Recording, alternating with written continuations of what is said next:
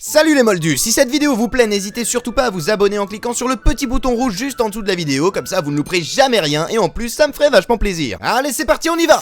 Bonjour à toutes et à tous et bienvenue dans cette nouvelle vidéo dans laquelle je vais vous donner mon avis sur la série Les Anneaux de Pouvoir, puisque étant un énorme fan du Seigneur des Anneaux, j'ai évidemment complètement regardé la série et je vais vous donner un petit peu mon avis, vous dire un petit peu ce que j'en ai pensé pendant quelques minutes dans une petite vidéo assez courte que je vais essayer de faire durer le moins longtemps possible parce que sinon je vais vraiment partir pendant des heures et des heures et des heures et personne n'a envie de m'entendre parler pendant des heures et des heures et des heures du Seigneur des Anneaux. Donc on y va, c'est parti pour la partie sans spoil, musique.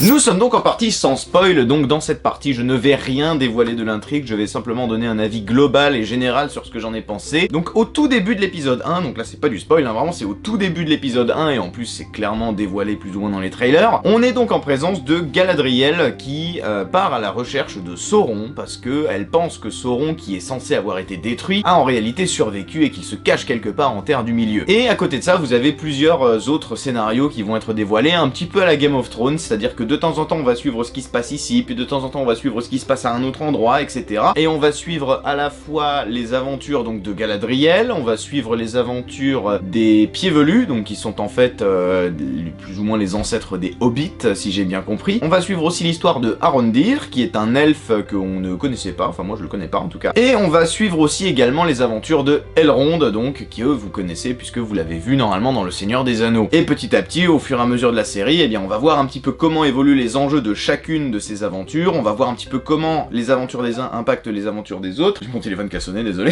Attendez, je vais le mettre en silencieux lui, parce que sinon il va pas arrêter d'ouvrir sa gueule. Et bien évidemment, le grand mystère de la saison, ce qui tient en haleine, ça va être le fait qu'on ne sait pas où se cache Sauron, et donc du coup on essaye d'imaginer plus ou moins où est-ce qu'il pourrait être parmi les personnages, on essaie de savoir un petit peu qui ça pourrait être. En tout cas ça c'est l'état d'esprit dans lequel on est dès le début de l'histoire, on essaye de voir un petit peu où pourrait se cacher Sauron. Et je vais m'arrêter là, je ne vais pas en dévoiler plus que ça parce que sinon je vais rentrer dans le spoil et je ne veux pas vous spoiler puisque nous sommes en partie no spoil, donc ne spoilons pas. Avant de vous donner mon avis vraiment sur la série, je pense que c'est important que vous connaissiez la relation que j'ai avec le Seigneur des Anneaux, que vous connaissiez un petit peu le bagage, je veux dire, que j'ai par rapport à cette saga, pour que vous puissiez ensuite juger si oui ou non mon avis compte pour vous. Donc moi, faut savoir que je n'ai jamais lu les livres du Seigneur des Anneaux, j'ai l'intention de les lire depuis très longtemps, et là, depuis que j'ai regardé la série, j'ai vraiment l'intention de les lire relativement vite. J'ai vu les films, tous les films, des dizaines de fois, parce que quand j'étais petit, en fait, très souvent, je m'amusais à reconstruire les batailles du Seigneur des Anneaux avec des Playmobil, etc. Et je me mettais toujours en fond sonore le film sur la petite télé de ma chambre. Donc j'avais d'un côté le film, et de l'autre côté, j'avais mes Lego et mes trucs, et je refaisais les batailles que je voyais dans le film, et je faisais ça quasiment sans arrêt, mais vraiment tout le temps, quasiment tous les jours de mon enfance. Et je regardais le Seigneur des Anneaux quasiment tous les jours. Je l'adorais ce film, j'étais un énorme fan des films de Peter Jackson. Quand le Hobbit est sorti, je suis allé les voir tous au cinéma et je les ai tous beaucoup aimés. J'ai lu le Hobbit par contre avant que les films sortent du coup parce que je voulais avoir lu le bouquin avant de voir les films. Et après en termes de ce que j'ai lu dans le Seigneur des Anneaux, j'ai lu énormément de choses sur les wikis, aussi sur internet, sur le lore, etc.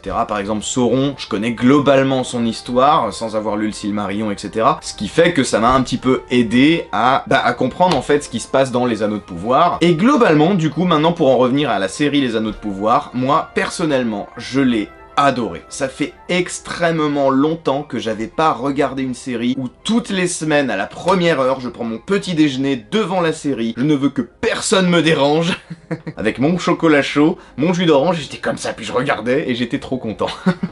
Et vraiment j'ai adoré la série, ça faisait vraiment extrêmement longtemps que je n'avais pas attendu avec énormément d'impatience les prochains épisodes. À chaque fois quand l'épisode se terminait du vendredi, j'avais hyper hâte qu'on soit vendredi prochain pour pouvoir voir la suite et j'étais vraiment ultra content d'avoir mon petit épisode du Seigneur des Anneaux tous les vendredis. La dernière fois que ça m'avait fait ça, c'était pour Game of Thrones en fait, où Game of Thrones j'attendais très impatiemment les épisodes, et là j'ai retrouvé un petit peu ces sensations là de vraiment avoir très envie de regarder l'épisode suivant. J'aime bien cette sensation d'être obligé d'attendre quelque chose pour pouvoir la voir, on le savoure d'autant plus je trouve, chose qu'on retrouve pas toujours forcément avec les séries Netflix justement, où Netflix vous avez la saison qui débarque poum d'un seul coup, d'un seul bloc, il n'y a pas ce phénomène d'attente qui est, je trouve, assez fédérateur finalement autour de quelque chose. Parce que finalement, pourquoi Game of Thrones, ça a autant marché? Il y avait ce rendez-vous en fait, on se donnait rendez-vous, on se disait là il faut qu'on regarde l'épisode, et le lendemain tout le monde avait vu l'épisode, et du coup on était tous là en train d'en discuter, et ça fédère une communauté ça. C'est un petit avis, je me suis un petit peu éparpillé, mais globalement ça c'est un truc que j'aime beaucoup avec la série,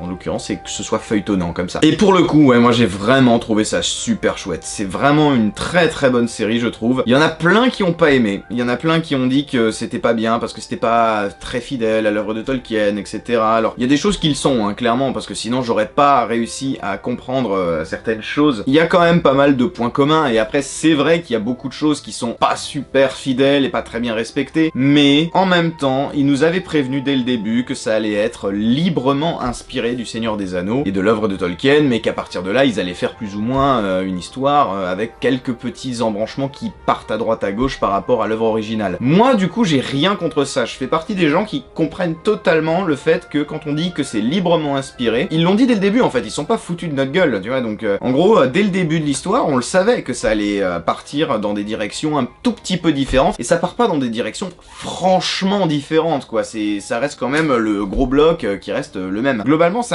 j'ai pas trouvé ça choquant, personnellement ça me dérange pas du tout en fait, je suis là pour regarder une histoire, parce que sinon si vous partez de là, bah, dans le film Harry Potter, il est pas censé casser la baguette de Suro, il y a tout plein de passages dans le 6 qui sont dans la pancine qu'on voit pas. En fait, on a un autre média, on passe du livre à l'écran, donc il y a des choses qu'on va faire différemment parce que le support est pas le même, quoi. Moi, je suis pas contre du tout qu'on change 2-3 trucs quand on change de média, du moment que ça reste cohérent avec ce qu'on connaît d'autres dans ce même média. C'est-à-dire que je pense qu'il faut qu'au moins ce soit cohérent avec ce qui se passe dans les films de Peter Jackson, et déjà au niveau du visuel, bah, c'est quand même vachement pareil, quoi. Au final, on a quelque chose d'assez similaire avec les designs des épées, les designs des armures, on retrouve vraiment plutôt pas mal ce qu'on avait dans Le Seigneur des Anneaux avec Peter Jackson, donc ça j'ai trouvé ça super cool. Et puis alors du coup, tant qu'on parle du design, mais c'est magnifique, les décors, tout est super beau. C'est vraiment un des trucs qui m'a le plus bluffé, c'est les effets visuels et tous les paysages qui sont grandioses, c'est somptueux quoi, on voyage vraiment, c'est très dépaysant. Alors une gestion de la lumière qui à un moment donné, c'est quand même un peu flag que c'est de la lumière artificielle. Je vous dis pas à quel moment parce qu'on est en partie no spoil, mais il y a un moment donné où ça se voit vraiment un peu trop que c'est de la lumière artificielle alors qu'on est censé être dans une lumière naturelle. Mais sinon globalement tout était super bien quoi, c'était vraiment super, le scénario est cool, j'ai beaucoup aimé les personnages, tous, ils sont tous super attachants, tous super intéressants. Mes personnages préférés, l'arc que j'ai préféré suivre, ça a été les Pieds Velus. J'ai trouvé que leur arc était passionnant et j'ai trouvé que les personnages étaient hyper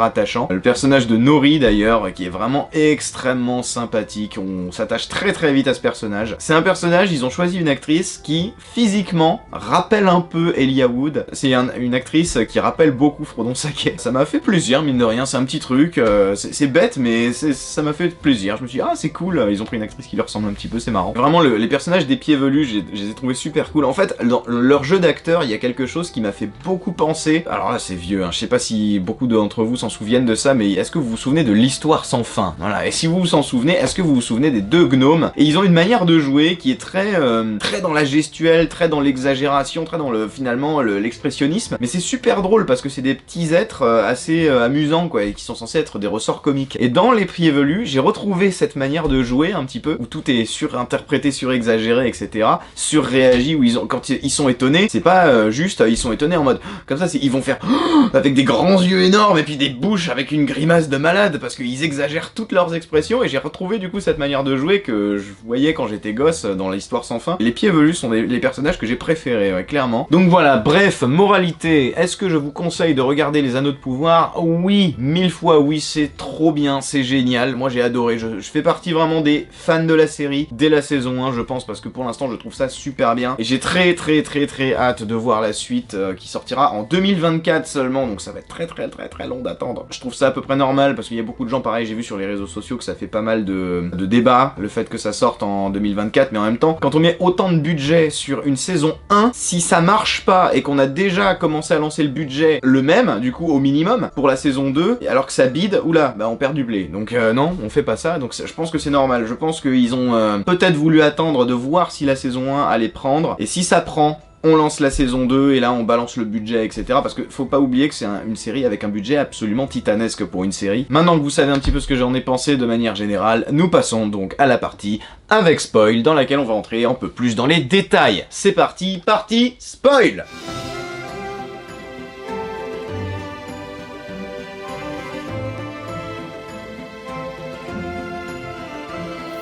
Alors, nous sommes à présent en partie spoil, donc si vous êtes là, je considère que vous avez vu la série, ou alors que ça vous est égal d'être spoilé, que ça vous importe peu. Mais en attendant, si vous êtes encore là et que vous vous plaignez que je vous ai spoilé, c'est de votre faute, voilà.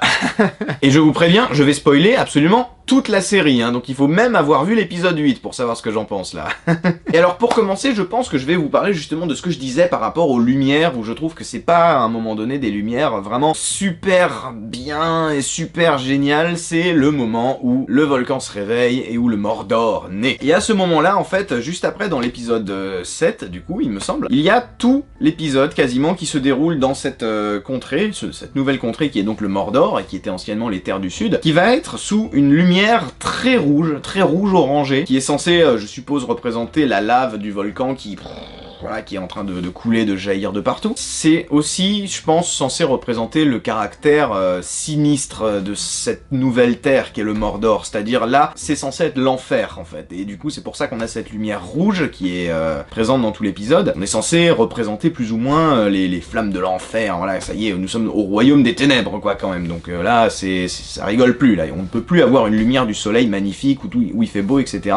Il faut que ça craigne, il faut que ça fasse peur. Et donc du coup, on a mis de la lumière rouge. Et le problème justement c'est ça, en gros je trouve que ça se voit vraiment beaucoup que c'est des projecteurs. Parce que la lumière est trop stable en fait. Je pense que s'ils avaient voulu faire une lumière qui fait un peu flamme, une lumière qui fait un peu soleil rouge finalement, parce que c'est un peu ça, ou alors peut-être que c'est aussi pour ça, peut-être que c'est la lumière du soleil qui ne parvient plus à passer à travers les nuages, parce qu'il y a trop de cendres, et du coup ça fait une lumière rouge, mais sauf que dans la vraie vie ça marche pas comme ça. Dans la vraie vie ça fait pas de la lumière rouge quand il y a des nuages, ça fait qu'il fait sombre, en fait c'est tout. Il devrait y avoir des variations d'intensité de lumière en fait, si c'était des flammes à un moment donné, ça devrait être rouge et ça devrait trembler un peu, si je sais pas si vous voyez si je suis très clair, mais en fait ça devrait faire des variations de luminosité, c'est-à-dire il devrait y avoir des moments où ça éclaire plus, des moments où ça éclaire moins, enfin voilà, il devrait y avoir des moments où la luminosité change, comme ceci, vous voyez. Donc si ça vient de la lave et des flammes, il faudrait que ce soit effectivement beaucoup moins stable comme lumière, comme luminosité, et si c'est de la lumière qui vient du soleil, et ben en fait, si c'est parce qu'il y a des cendres dans l'air, etc., il y a aucune raison que ce soit rouge dans ce cas-là. Et donc du coup, qu'est-ce qu'on se dit quand on regarde l'épisode ?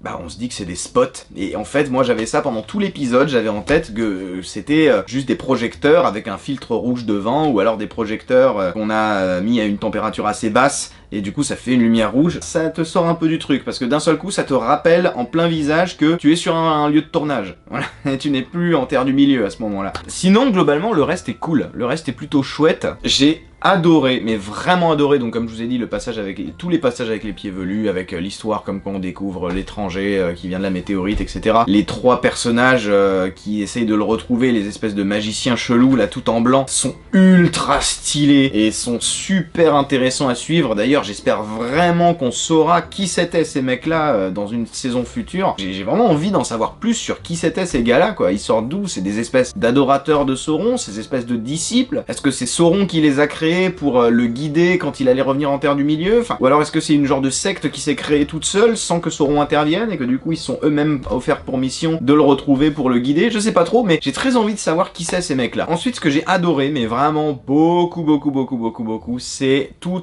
les passages avec Elrond et Durin 4. J'ai trouvé la relation entre Elrond et Durin extrêmement cool, extrêmement sympa. C'était vraiment très sympa à suivre. Le personnage et l'acteur sont très cool. Les passages que j'aimais moins au début, c'était tous les passages avec Arondir. J'étais moins fan à chaque fois qu'il y avait un passage. De toute façon, quand vous avez plusieurs séquences comme ça dans une série, il y a toujours des séquences que vous aimez moins. Par exemple, moi personnellement, quand je regardais Game of Thrones, dès qu'il y avait un passage avec Bran, je me disais oh putain, un passage avec Bran, on s'en fout.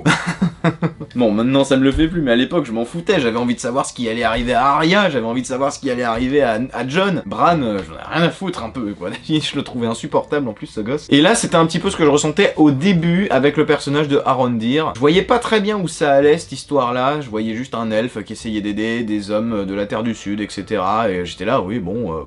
Moi, j'avais envie de savoir ce qui allait arriver à Galadriel à ce moment-là, j'avais envie de voir Elrond, en fait, j'avais envie de revoir les personnages que je connaissais déjà. Alors, quand je voyais le personnage d'Arondir qui menait son petit arc dans son coin...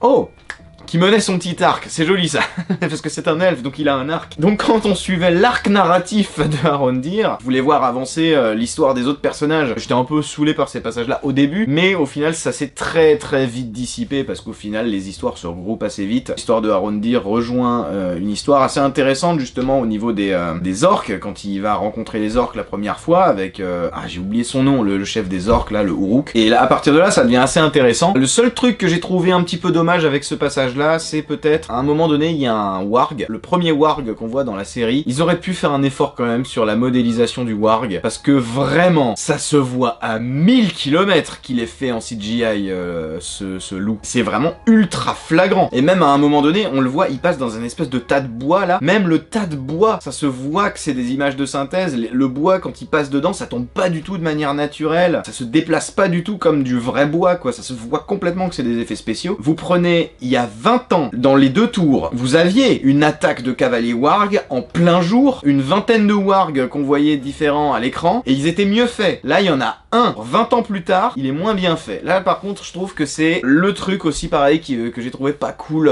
pas très chouette. Et en fait, c'est ça le problème, c'est que j'ai tellement adoré la série, j'étais tellement à fond dedans, que le moindre défaut, ça me faisait chier. En fait, voilà, c'est ça le truc. L'histoire est cool, les personnages sont attachants, tout est vachement bien. J'aime tellement que quand il y a un défaut, je suis là... Dommage. Enfin bref, voilà, c'est là-dessus qu'on va se quitter. Je vous ai donné mon avis sur les Anneaux de Pouvoir, la série Le Seigneur des Anneaux sur Amazon Prime. Je suis conscient qu'il y a des défauts, je suis conscient qu'il y a des choses qui m'ont gêné. Ça m'a gêné parce que j'adore absolument tout le reste. Et donc du coup, est-ce que je vous conseille d'aller la voir? Bien sûr que je vous conseille de la regarder parce que j'ai trouvé ça super cool. Et maintenant, c'est à vous de me dire ce que vous en avez pensé dans les commentaires. Dites-moi si vous avez aimé, dites-moi si vous n'avez pas aimé. Si vous avez aimé, dites-moi pourquoi. Et voilà, sur ce, j'espère que la vidéo vous a plu. N'hésitez pas à vous abonner, n'hésitez pas à mettre un petit pouce en l'air si la vidéo vous a plu. N'hésitez pas non plus à aller partager la vidéo autour de vous si jamais vous voulez donner mon avis à d'autres gens, peut-être que ça peut arriver. Et si vous voulez voir d'autres vidéos, pas forcément sur le même sujet, puisque c'est la première fois que je parle du Seigneur des Anneaux, mais sur des sujets qui pourraient vous intéresser, je vous en mets deux autres juste ici, n'hésitez pas à aller jeter un petit coup d'œil. On se retrouve très bientôt pour une prochaine vidéo, et en attendant, comme d'habitude, vous le savez, moi je vous fais tout plein de bisous. À la prochaine, c'était Exio, ciao.